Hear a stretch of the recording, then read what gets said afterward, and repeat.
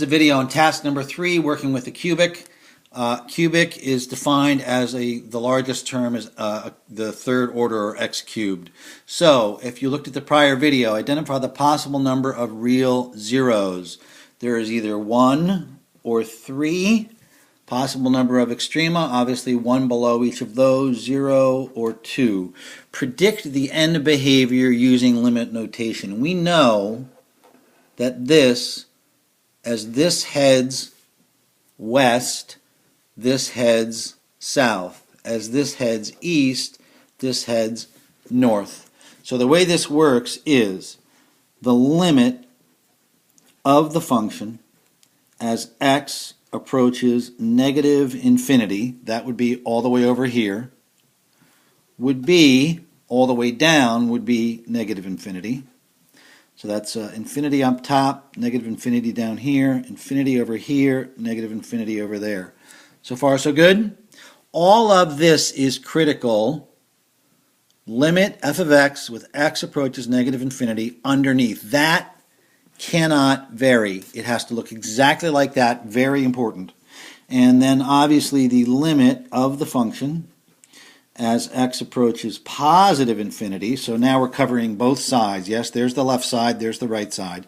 This is heading north, so that's going to be infinity. There you go. Good.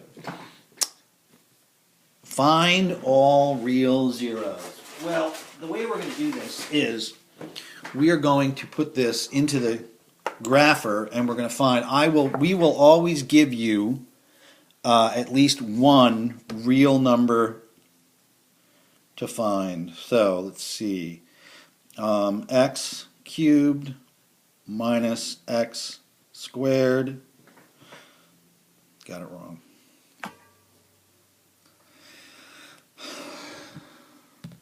Minus x squared.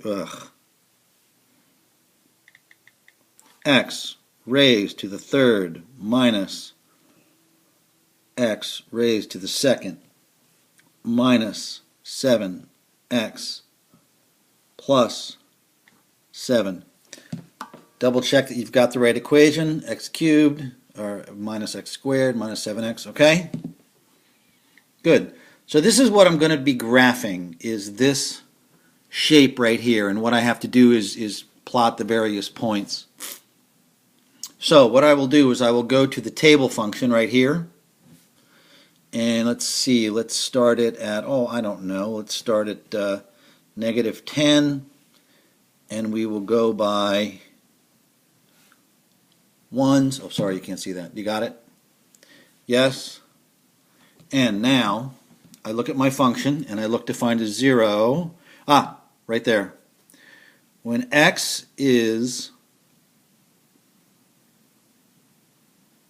1, y is 0. So there's the 1, 0. And you can see that it flips from negative to positive right there. So there's another 0 in between there. And then it flips from negative to positive again there. So there must be another 0 in there. Correct? Good.